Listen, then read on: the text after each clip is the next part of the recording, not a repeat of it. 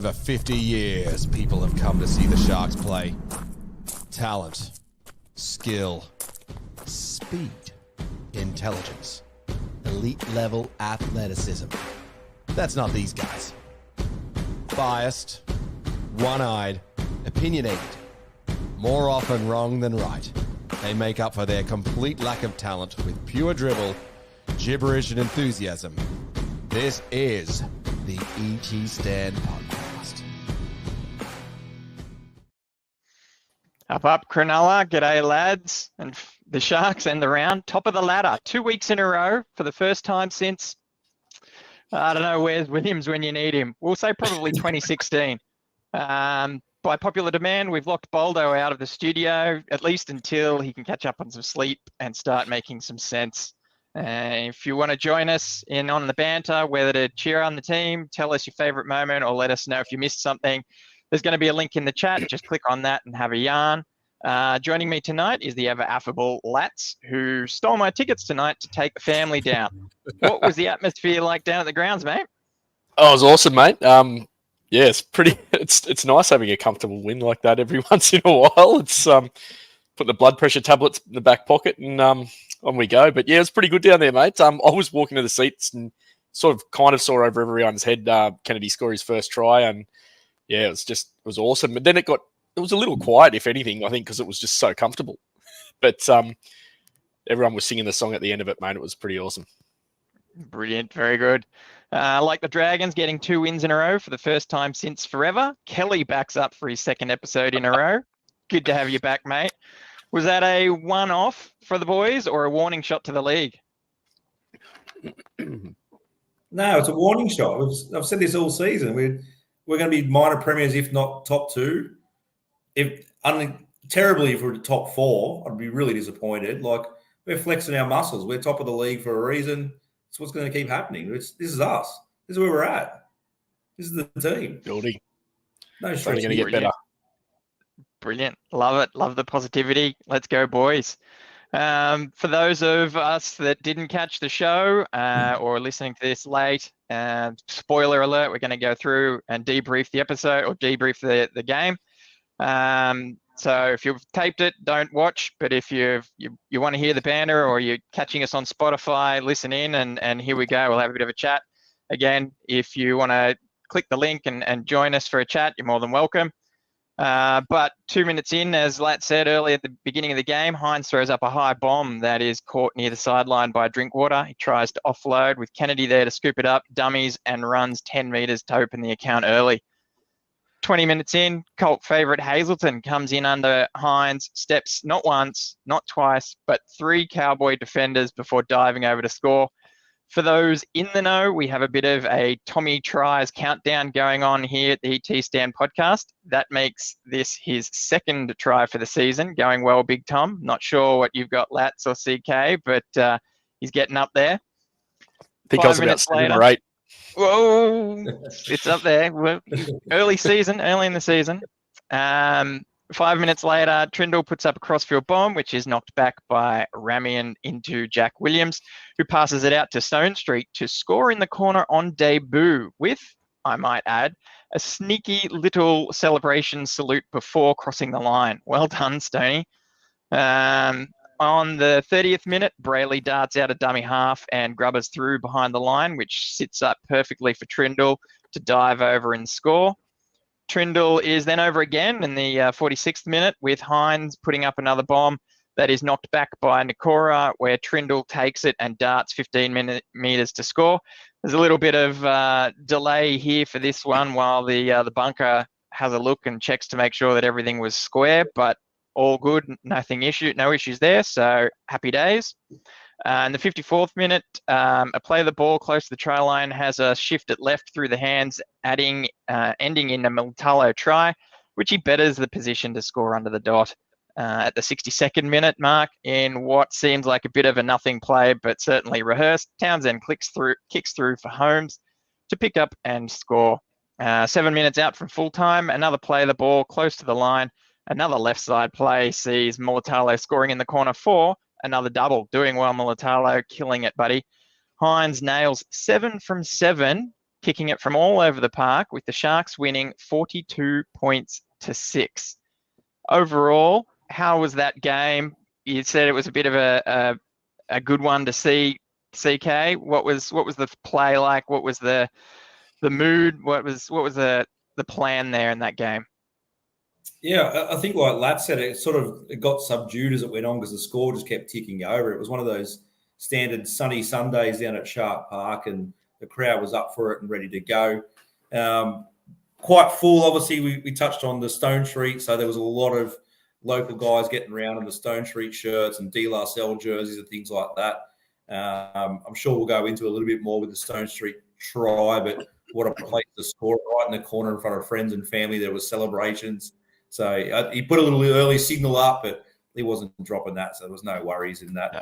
Yeah, the crowd was pumped. I found a young fella behind me that was a big Nico Hines fan, and he replaced Boldo. Instead of saying he'll kick this, he yells out, "He's kicked another one!" And he's that much of a Nico fan. His forehead had been signed by Nico the day previous, and he hadn't washed his forehead, so he still had the signature behind it. So it was quite a little exciting moment right at the end of the game, but. Yeah, like Lat said, it was one of those ones where we just kept – I was struggling to keep up with the score because we just kept ticking over, and the Cowboys absolutely offered nothing the whole day. Like, it was one-way Stone Street, and just like – yeah. We were just straight up shut out. I said to Lats, what are we actually going to debrief? Because we'll take half an hour to go through our tries anyway, so it's all good. Yeah, but it's going so smoothly. Like, we're just sitting here watching like – try after try. There was no controversy. There was no dodgy calls or penalties. There was no send-offs. There was no, let's talk about what the referee did here. Like, all our tries were clean and easy. It was just one of those games where everything come together. It felt like one of those ones we've all been to before, like the flogging of Manly, the flogging of Newcastle, like doggies. All those Sunday sort of games where just one-way traffic and just go, how good's life? Like, just high-five and try after try after try. So it was just, unbelievable. A good Glenn Thompson, he pops in a message here saying, keep taking care of business, keep building, good solid win. Well done, Sharkies. Helps our for and against. Big time. Yeah, I said the Bryn midway through the game, and I think I might have even mentioned the Lats. Like, it's the same sort of squad. Like, we've got that, you plug in Stone Street and Hero and nothing changes. So we're just humming along. I'm sure we'll tighten up a bit come the semi-final time as usual, like we all do, and sort of, start biting our nails, but we're just going to keep humming along, I reckon, for the whole season. I don't think anything's really going to go wrong. Touch a lot of wood, but yeah. Touch it everywhere. Mate. We finally got that problem. He comes in here, how was my coaching tonight, boys? And then he has a bit of a cough.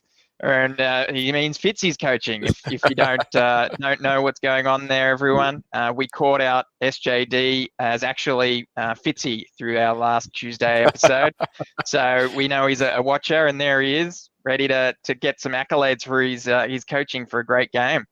I guess talking about strategies and game plans, Fitz did come out after the match and said that they had a plan and they stuck to it, and obviously it worked. One of the things I noticed, Lats, was we seem to run on the fifth a lot. Now, do we think that's something that was a weakness for the Cowboys, or just we thought that would be a good play for the conditions? What was the idea there, do you think? Yeah, mate, I think it was just to win that field possession battle, have them coming right off their try line. We were up comfortably. Why not chance the arm and have a run? Try and expose the defence. We've gotten through them all afternoon, so I'm pretty happy with it. I don't mind the fifth tackle, going down on the fifth tackle, or having a chance to run in a try, mate. I think that was strategy, and I think it worked. CK? Yeah, I think me and you have talked about it quite a bit over the years, and I prefer that sort of tactic when you're down that end. Like, obviously the Nico bomb worked early on in the game. But I think it's that danger of the Cowboys coming out of their own end. The player like Drinkwater that me and Lats were keeping a close eye on all game can just sort of spark little things out that back. And you got Val and players like that, Tommy Deard, and little nippy players around the players of the ruck. I noted on Tuesday they were missing Laybutt and luckily Tuolagi, so they probably took a bit of sting out of their back line. But I like the tactic. Again, dry track. Don't have to give the Cowboys a set of 6. And I touched on the Tuesday where they're quite a similar team to us. They don't mind winning 30-26. Like they'll go try for try. So I like the tactic of it because, like Latzer said, it just pinned them down that end, and they were kicking deep all game. I think we noted a couple of times they had fifth tackle options on their own 30 and 40. Like they just weren't even. And when they put the big boot to it, 7 tackle set, they tested Stone Street early on, who passed with flying colours, and that was all she wrote. It was literally just one-way traffic the whole game. It was unbelievable. Yep. It was great. I don't think the Cowboys didn't put a foot wrong, but when they had the sort of ball, there was a few errors crept in their game, especially the first try. They literally handed Kennedy on a silver platter. But other than that, I just think, it was all us all day. Yep. We didn't let him do anything. We were 20 from 20 there, I think, before the commentator's curse sort of started to kick in. And obviously great control of the ball there by the Sharkies. And I agree with you, Kelly. The Cowboys have some really nippy outside backs, including Drinkwater in his 100th game. They know to throw the ball around in broken play. So taking that tackle on the 5th, I think, pretty much eliminates that option, gets the defensive line set and ready to repeat and go again. I think the interesting scenario was they would almost caught us out at the end of the first half there, where we went down still within our own half. That was maybe a bit of a brain fart from the lads. In other news, talking of Fitzy's coaching, the bench, all big boppers. Talakai, we sort of complained about Talakai only getting 11 minutes the previous week. This week he got a lot more minutes. I think he was on there for 25 minutes or thereabouts.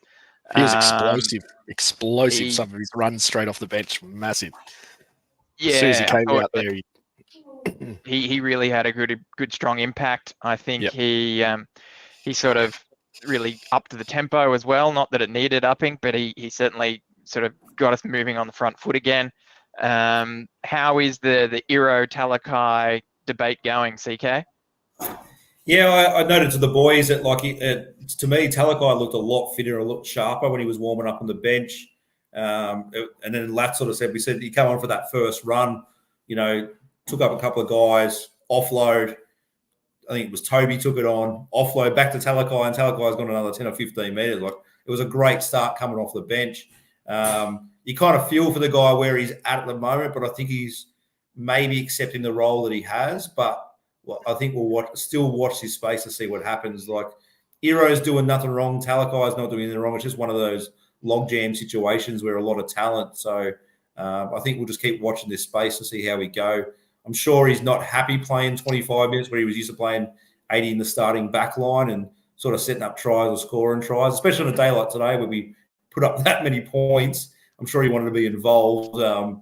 But yeah, at the moment he's doing an amazing role, and I tip my hat to him because he's doing such a good job at it, sort of swallowing a hard pill at the moment. But, he's vital to that spot. And I said to the boys as well, you've only got to think even if Ronnie goes down with that dodgy ankle he always has, or one of the other boys, he's straight out there and replacing, and we don't miss a beat. It's not going to be one of those things of who's going to get shoved out in the centres. It's not going to be a Damien Cook situation in Origin. It's going to be let's throw Talakai out there, and we'll be laughing. It's a godsend. So I feel for the guy, but it's working at the moment. While we're playing such good footy, he's not going to shove Iro out, but let's see how the rest of the season goes. And like Tomo said, he's playing a great role. I feel for him, but I said it during the week. Good spot to have him in. Yep, absolutely. Hamlin Ueli, he played his 100th game for the NRL, and I think he has to celebrate a 100th game next week for the Sharks. How do we think he went, Lats? He played on reduced minutes, came on towards the end there. Fancy new hairdo. It's pretty slick braid. His return to 2024. Mate. How'd he go? Mate, he was winding up from the back fence on some of those, those kickoffs, and some of his runs were, solid. He was, leg driving 10 meters post contact, and mate, couldn't fault him. Looked like he hadn't missed a game. Limited minutes, but it's only to be expected. He's only had the one match back for Newtown. But mate, happy with what I saw. Having that solid big man bench is beautiful thing to see, especially when it all clicks and works. And yeah, Talakai, going back to Talakai, I hope he accepts that role and he goes on with it and sees it's for the greater good, better for the team, and yeah, he can cover where we need him, and we don't miss anything. If someone goes down injured, he just slots in, and it's a doozy, mate. But yeah, very happy with Ueli. As SJD says here, Talakai coming on is like a cheat code. He's the final boss. He's the final boss. He's the final boss, and that's what I'll say to Lutz today. I said he comes on and like it just replaces anybody out there. Like plays back row, centers, wing. It's easy. It's a great spot to have us in. And Jakey says here, you love a big man on the bench. Oh, he only knows too well, Jake. He only knows too well. Big, beautiful Croatian man that he is. Brilliant. Rudolph, another big man off the bench, got 43 minutes. He continued on from strong form last week. I think, barring injuries or anything crazy going on, I think we might have settled in on Tommy Hazelton and Oregon Kafusi as our starting props with Toby and Hamlin coming off the bench. I think they seem to be doing well. They seem to be handling the rigors of the first 20 minutes and the softening up period. But how did Rudolph go? Do you think he sort of continued where he left off last week? CK? Yeah, he came off blowing a bit towards, I think it was that last stint that he did, and we'll have a bit of a joke and laugh about it because he was out there pumping out. And I think, again, we're in a really good spot where Toby and Ueli are just sort of finding their feet coming back. We've still got Finucane ready waiting in the wings as well. So it's good to see in another game where, and we talked about it before, about we're now in a good spot where we can blood Iro and Stone Street. It's kind of the same with the props. Like they're coming back from injury and they're not, really needed cogs. They can just sort of slide in, play their 20, 30 minutes, get their game reps up, and we're still, winning by a huge margin. So pretty good. I know even Latz mentioned at the end of the game to me about Kafusi. Like he just goes out and does his job. It's not like he's spectacular. He's not stepping through like Hazelton. He's not making those big sort of massive moves or offloading. He's not barreling people over. He's just out there like a solid prop. Like I saw the old just get through his workload.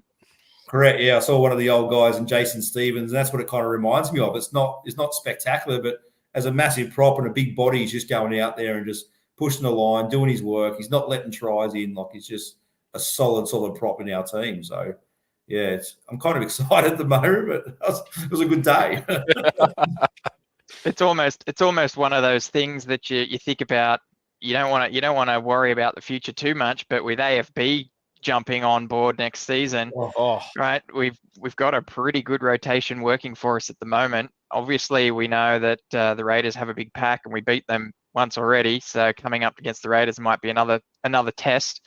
But really, the lads are standing up, and they're showing that AFB will be a great addition, no doubt. But who's he going to replace? It's going to be a hard choice, and be interesting to see what happens there. Now, I guess back to the Talakai discussion. It's certainly something that everyone has been talking about all preseason, first few rounds. Talakai been going on fire, but as we know, Iro's been going great in the New South Wales Cup. Jake Warner, lifetime Sharks fan, first time mentioner. He says, I truly think that Iro has unlocked something for this squad. Where do you guys think Talakai fits week to week? Now, we have sort of mentioned this a bit back and forth, but always happy to talk about this topic because really there's almost differing opinions week to week as well, right? So he then also says, I doesn't think Iro missed a beat since his first game this year, but Talakai is such a weapon. I think off the bench as an edge with 10 to go in the first half would be perfect. Yep. Lance, what do you think there? You agree with that? Yeah, mate. It's funny because you could make a case for either position. When he came out and had those first couple of games this season at centre, I thought he's a centre. He's got to stay in the centres. And then we had that issue with our forwards getting injured. He slots back there, and Jake's right. Iro's unlocked something there, very Val Holmes-like. And I'm happy for Talakai to stay where he is in that bench role, and I think he can. I think he can make another case for an Origin spot by doing so as well. Whereas I don't think he'd be picked in the centres for Origin. But yeah, he's the impact that guy has, and I don't know, just the effort he puts in is immense. And happy in either position, but I really like where he's at the moment, coming off the bench for that impact play.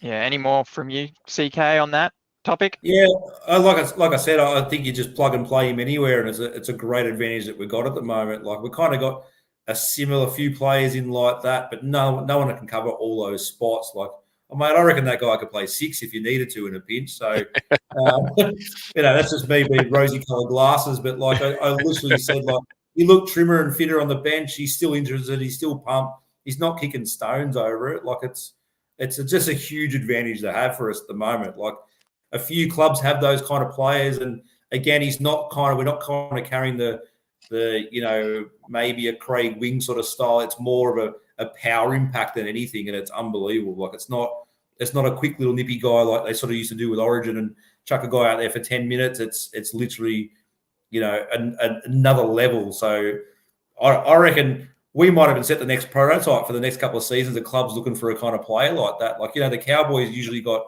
Jake Granville's their impact player, who's only really going to play dummy half and lock. And,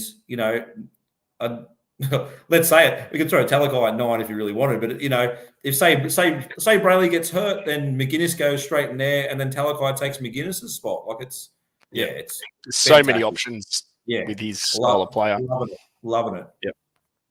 Well, it's like we saw with the Bulldogs. They're using Taff as their utility, which, obviously it worked for them today, but I don't think that's a strong utility to have on the bench when you compare it to Talakai. I do think that we maybe miss out on a little bit of offensive capabilities with Talakai sitting on the pine. I think his soft hands to Mulatalo, quick passing is something that Iro hasn't quite shown us yet. Not saying he doesn't have it, it just hasn't really been on display. That said, Mulatalo is still scoring tries, so it's not like that's hurting us really at the moment. But yeah, as it stands, if it's working, let's keep going. So it's really good. I think we've got here from Glenn Thompson. He's saying Jamal Fogarty out for 12 weeks now for the Raiders. So that's pretty good news. We'll take that. And they always like to win in a fair fight. Not for Jamal, but yeah. We'll get into that Tuesday for the Raiders game, but it's a whole nother kettle of fish because they got absolutely beaten from pillar to post, and we don't know how that goes for us. So we'll dive into that a bit Tuesday for the Raiders. So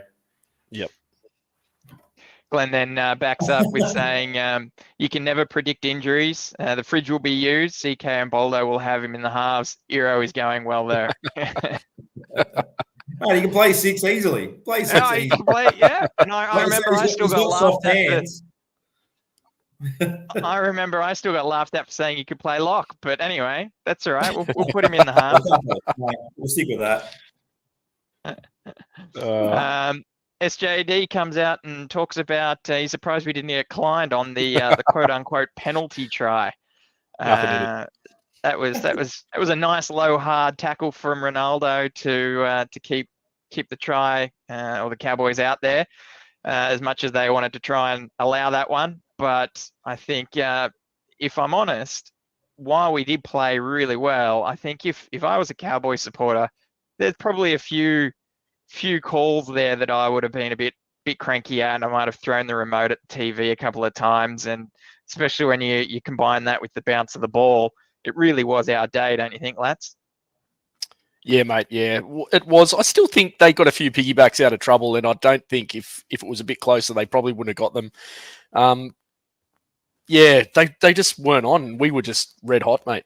It was just came down to we were right there from the start, ready for the fight, and just in field possession. I thought Nico Hines was brilliant, mate, today. I thought in defence, he made a couple of cover tackles from behind and just took blokes down and they're heading towards a try line.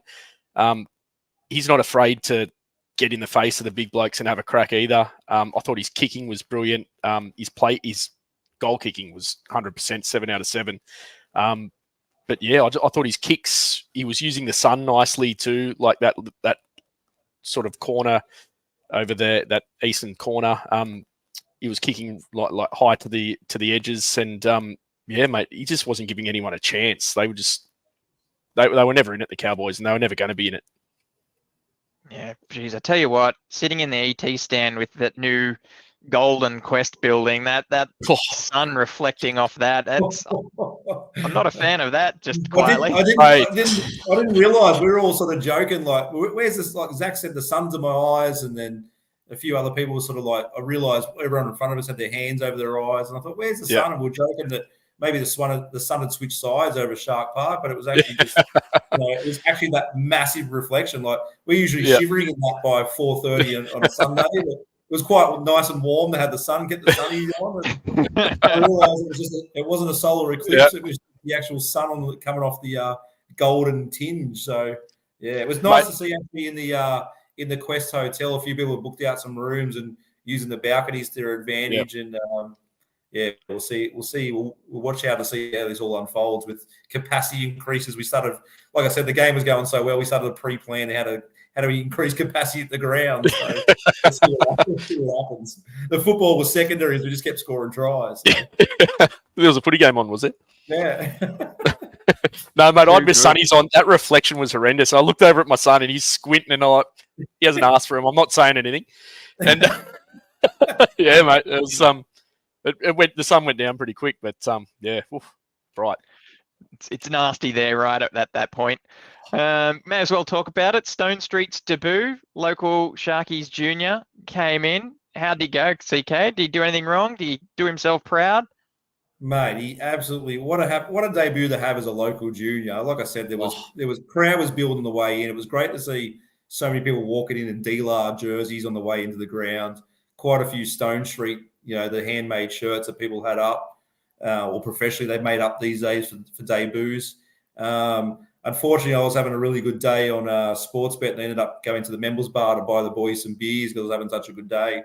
And I had to watch Stone Street from the comfort of the members bar, but like everyone was cheering in there, like it was goosebump moment, even just standing in there. So I'm sure outside it was even better. And like I said, what a corner to score in! Like his literal fan base that Wheeler gave a shout out to before the game even kicked off was in that corner where he scored. So I kind of wish he jumped the fence and had a bit of a Lambo leap, but it was pretty good. I don't think he would have set it off. He was blowing a little bit when he scored and everyone jumped on him and things like that, so he was struggling. But, mate, under the high ball, he was solid. Like they tried to put a few early bombs up. I know he got taken out for a penalty for one. And, really, we were all hoping he got a few more touches. But, it didn't come much down his side. But he was, you couldn't knock that whole sequence he did. So, like Tomo said, and we're kind of missing that Talakai, but Eero's getting that work done, and it's just our backs are just. I mentioned that on the Tuesday show, or I might have mentioned during the week that like the new trend in the NRL at the moment is on the fourth or fifth tackle, where the fullbacks are taking a hit up if they come out their own end. Like every team sort of employing that tactics, the new sort of thing. So our backs just got us out of there. But Stone Street, like it was just. Yep. It was harking back memories to those guys that you knew were local juniors and coming through the grades and getting their start. So the ground was more abuzz about Stone Street's debut than even the win. And then to throw a try in there was just next level. So it was great. Yeah, and in the corner that he scored it too. The backs were outstanding. So many runs and alleviated our forwards. I thought Stone Street came in looking for work all the time. I was surprised to see that he was the only one of our backs to not crack 100 meters. He only got 88 meters. But geez, passing the eye test, I would have swore he did more than that. He was running everywhere, trying to get involved everywhere. But Will Kennedy 139, Jesse Ramian 133, Cale Iro 170. Which I think backs up pretty much last week as well. And Ronaldo Mulatalo, 148. So, mate, the backs, they are on fire for us at the moment. Want a little shout out to Jesse Ramian too.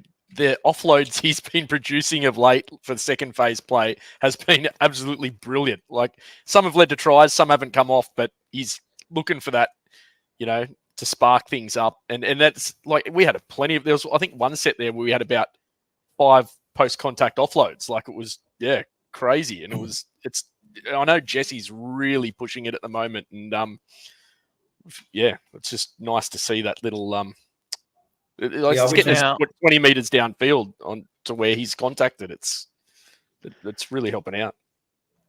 Yeah, I wish he finished the day off with a little try, this sneaky try that in Rami. And I thought he deserved it, but we can't get all the bounce the ball all day. So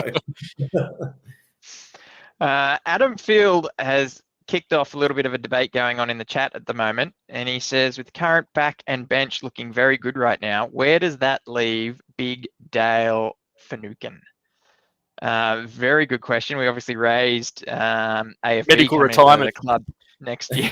Oh, shots fired. I wouldn't say that to his face.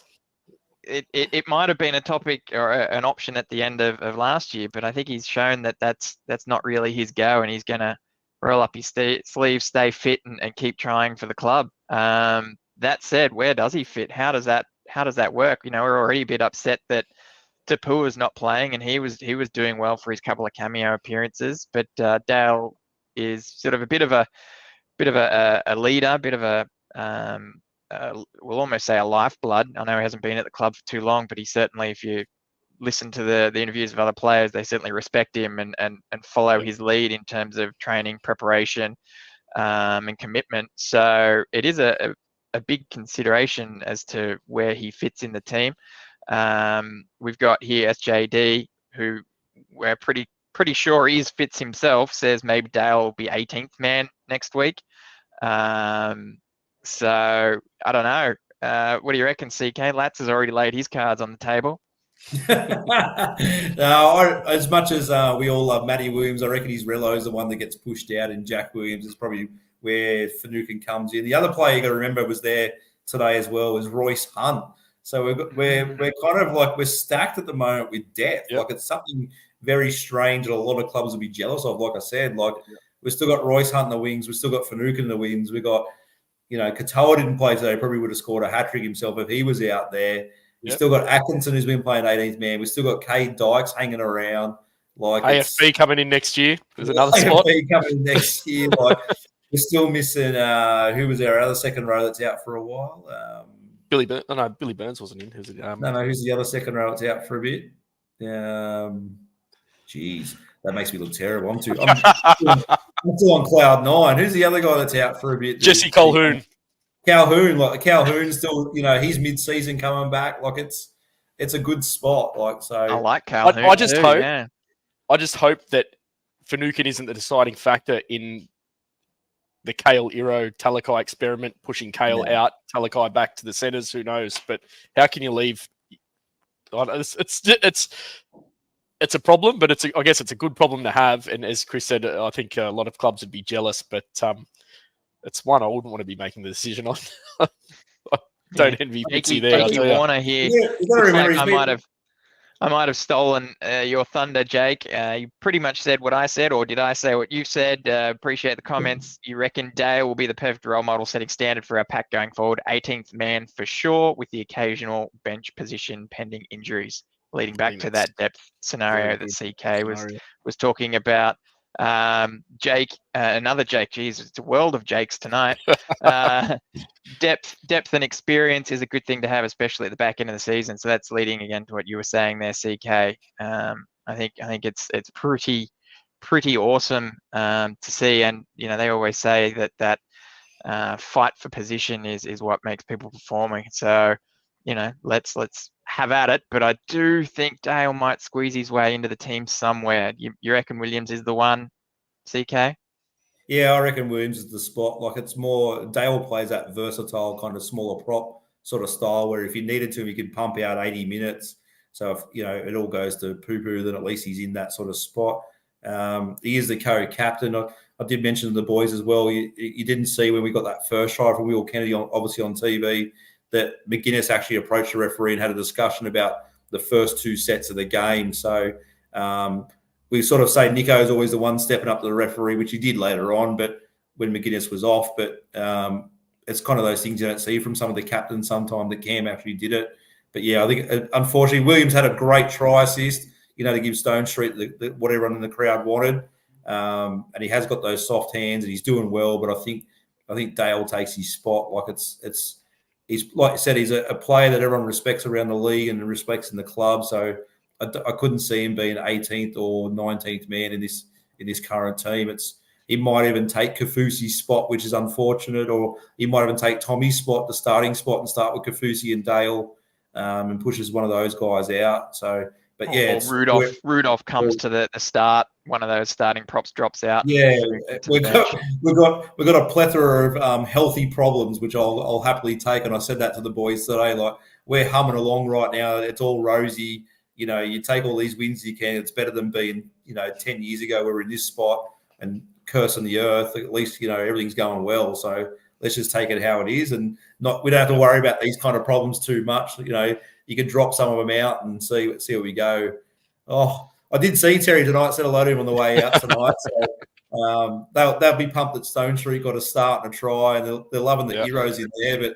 But mate, I've had a few opposite words about Williams over the years. So I love that he's back to what we thought he could be.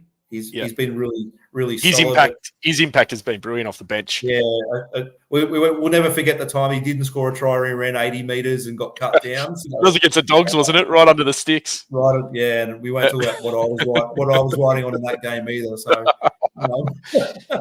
I said it earlier in the year. On Spotify, SJD came out and said Williams drops out. The Boys on the Fins Up podcast will be on suicide watch. Mate, I said it earlier in the season, and I hope it doesn't come to fruition, but I've got a feeling Williams is going to get pushed out, and I reckon he'll end up getting a release from the club. I think maybe an early release from the club. I thought maybe this season, but he's one of the few unsigned, right? Yeah, and will gain a lot of interest too. Like the impact play that he has. He'll get a starting spot at the Dragons or somewhere like that, or. Well, it was only 2 weeks ago that we were all singing his praise, saying that he was turning the tide for the game, for that win. Massively.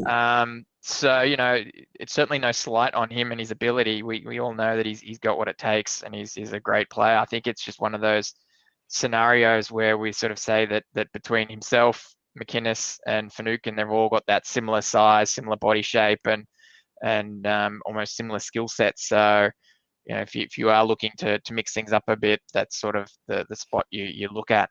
I do think it's interesting, CK, talking about depth and how good we're going with that. Do you wonder if there's that sort of a byproduct from last year where we seemed to have constant injuries in the forwards and almost a rotating door in and out of the medical centre where, someone would go down just as someone got healthy, and we seem to never have the same props and the same bench 2 weeks in a row. It's just sort of everyone seemed to have a couple of goes and then get injured, and then someone else would come back and rinse and repeat for the season. Are we bearing the fruits of that, or is it just we would have been in a similar situation, we just didn't know it? No, I think, like I said, it was similar to the Talakai situation. I said to the boys in the stand, we're in a really good spot where you can plug and play anyone and rotate those spots where it's not affecting us. We're not kind of that club where, one of those guys goes down and it all goes to hell, because I think it's a great spot. Remember those bad years in the 2000s where if Peachy wasn't playing, our record went out the door. If one of those or two of those guys at the moment go down, it's not all hell breaks loose. So, like I said, I expected Finucane to be back this week. But he's obviously going to come back next week and play Canberra. It depends what Fitzy decides, if he wants to shake up the team or get him involved. I'd hate that, Tomo. Tomo's just said Williams probably to the Dragons, sadly, with his improvements, ball handling in particular. And like I said, we used to curse his name when he first sort of come on the scene. There was a few handling aerials and bobbles in there in his game that wasn't good and wasn't great. But I really like the last 18 months improvement he's had has been outstanding. So good on him. He'll probably command a bit more elsewhere, but if he wants to stay, I'll happily keep him. So we're in that situation where there's so many players are signed up. I think this is our squad for the next 2 to 4 years. So we're in a good spot. Yeah, we finally got that that machine, that well-oiled machine that like your Melbournes and that have, where you guys just step in, step up, do their job, we get through it, and it's just nice to see that ticking over. They've done really well down there. They've made it a very professional little outfit down there at Sharks now. This was brought up last week, Lats, and you sort of spoke to it, so it's come up again. Mike Knight has brought through. Why doesn't the media talk about the Sharks anymore? What's going on there, Lats? What's your opinion? Mate, I just think just from years gone by, we've lost respect in the media's eyes, I guess, and they just don't take us seriously. But after tonight's performance, I think it'll be very hard for them not to speak about us, to be honest, mate, because Cowboys have been right up there all year. Like, they were topping the ladder a few weeks ago, and they lost a close one to Parramatta, and I just think they can't shut us out now. I think we've just come in $6 on the that was going into the game for the premiership market, and down from 23, I think, to 17, and I think people will start talking about us soon enough. Meanwhile, I'm happy to fly under the radar. Yeah, I think you had an interesting point on this one as well, CK, basically around how there's nothing going wrong with the club, nothing going wrong on the field. What can you talk about? Isn't that right? Yeah, that's right. It seems to be with the clubs that are going terrible, i.e. your South, sometimes your West Tigers, your Titans and things like that, where the media sort of hones in on them, and it's more, let's talk about the bad stuff and the drama, and that's what's going to sell headlines. I always joke as well, like, you couldn't name most teams' boards or CEOs and things like that, but as soon as the teams start to do a little downturn, you can name every single board member, every single person that's involved, the recruitment manager, the things like that. So, I joked to the boys today. We just keep going along. Everything's rosy. Like, it's hard for us to kind of feel content at the moment because we haven't really got those talking points. We haven't got those off-field. It's uncharted waters, mate. Oh, it's very bizarre. I said we're in complete profit. We're winning on the field. We're winning off the field. Like, no one knows who the board members are. Like, the crowds are filling up. The Shire's pumped with Cronulla again. Like, this, all the other guys that sit around us brought all their kids in, Bryn and Williams and all those, and the guys behind us, and it's the next generation. I'm like, they get to watch like a really good football team. They're coming into a generation of sort of like we did, in the late 80s and 90s, where the Sharks or the local juniors are on fire, and you went and watched Cronulla because they were winning, and you got to celebrate. But if you were a kid, kind of like, Zach sort of, obviously saw the good time, but growing up, it wasn't always winning. So, like, you can sort of go to football and go home disappointed. So that's the only reason the media's not talking about it, because nothing's going wrong, which let's stay with that. Nothing going wrong doesn't sell newspapers. So let's stick to it. Well, this just in, the NRL has come out and confirmed that we were disqualified for this match because of some shenanigans. They're trying to tell us what it is. I can't quite work out what the disqualification is from. But this message has just come through from David Boulderman. Said he's just started watching the game, and at 24-0 in, he's decided at this point we could sing the song now. Oh, that's got to be how we've now don't watch the second half, after David. The game finished. Bloody Boulderman won't learn, will he? Turn it off now. Enjoy 24-0 and turn it off.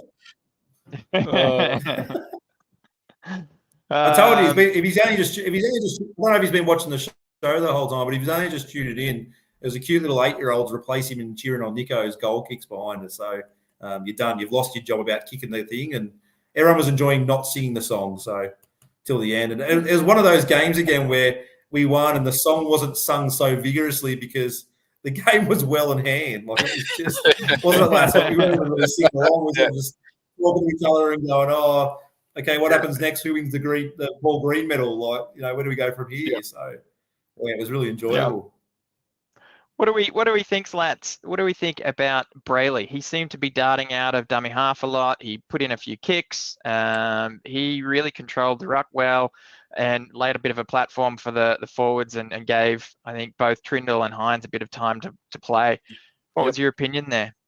Yeah, mate, I thought he was very sharp. I love how he just gets out of dummy half so quick, finds those guys rolling back and runs straight through them. He put a kick through, it went straight up someone's backside today, which didn't go too far downfield, but it made our defence was rock solid to back that up. But yeah, I think he's growing into a great dummy half, mate. I think he's going to be one of the ones of the future.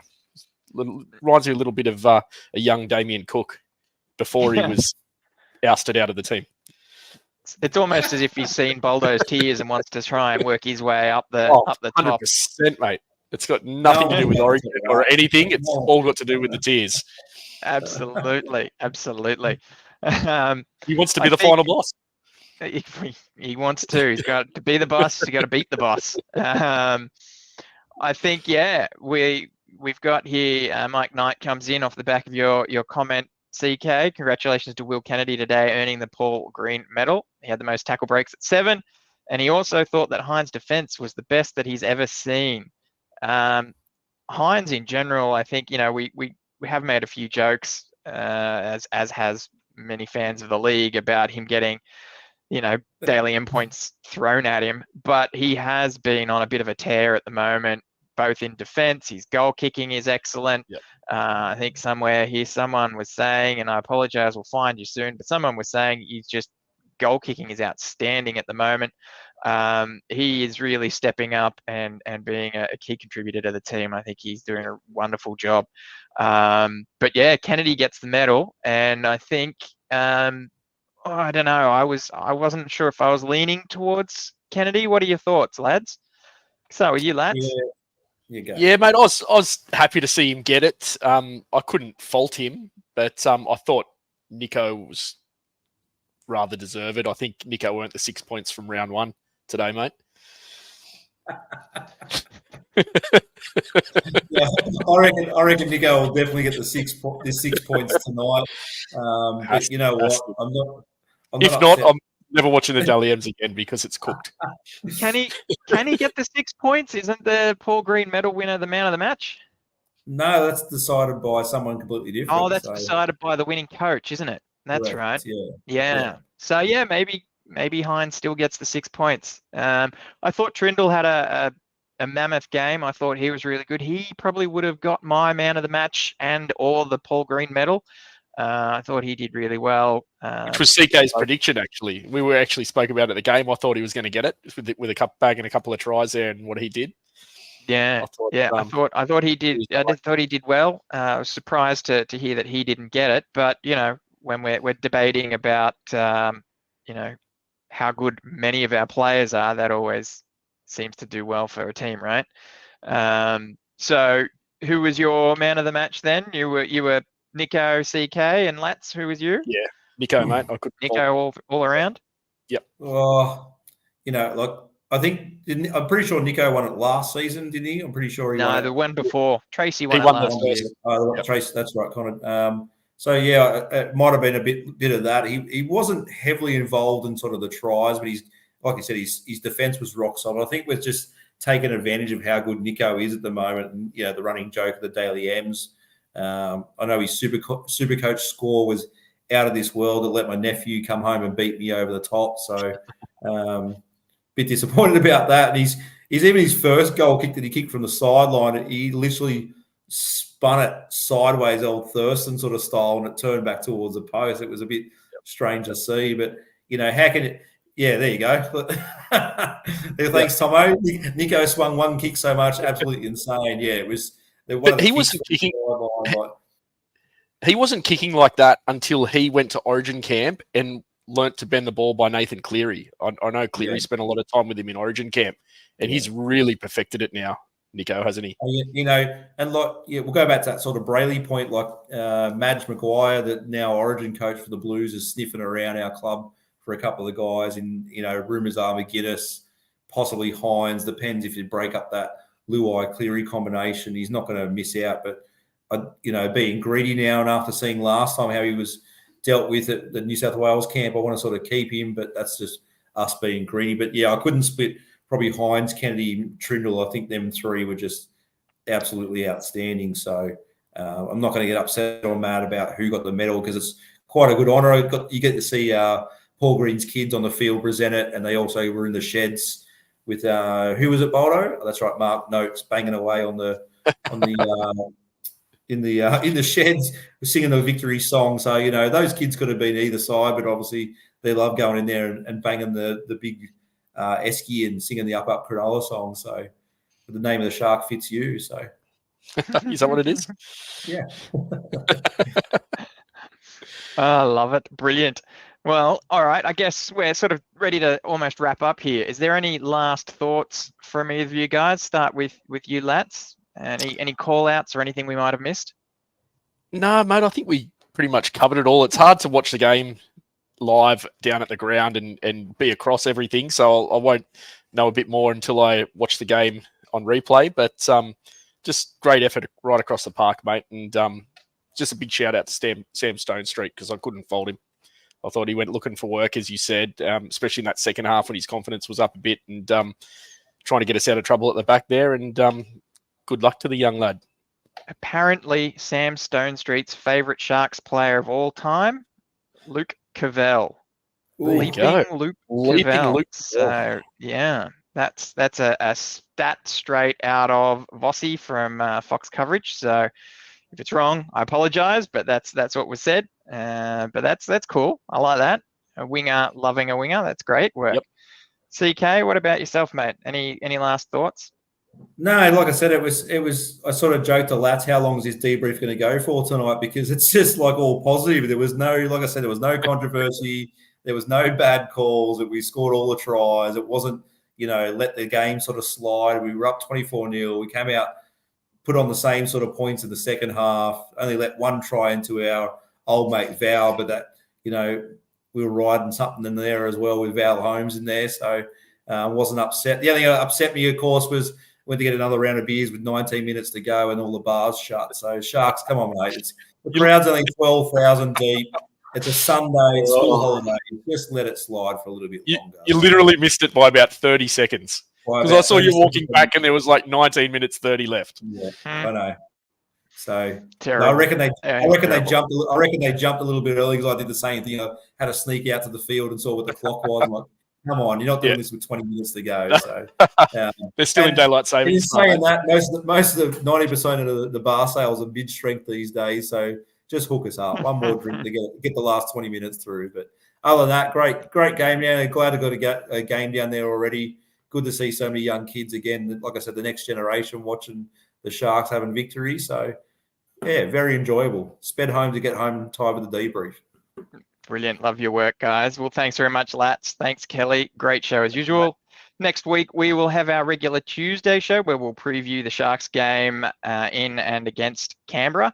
We'll also have a classic Cronulla Chronicles go live through the week. In typical fashion, it'll mirror the coming round, which will be a match against Canberra from 2009, which was a pretty excellent game in a pretty dour season. Thanks very much for hanging with us. Don't forget to like and subscribe. If you missed the show live, drop some comments down below. Let us know your thoughts of the game, the season in general, how we're going, or anything we got wrong or missed.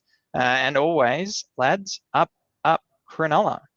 For over 50 years, people have come to see the Sharks play. Talent, skill, speed, intelligence, elite level athleticism. That's not these guys. Biased, one-eyed, opinionated, more often wrong than right. They make up for their complete lack of talent with pure dribble, gibberish, and enthusiasm. This is the ET Stand Podcast.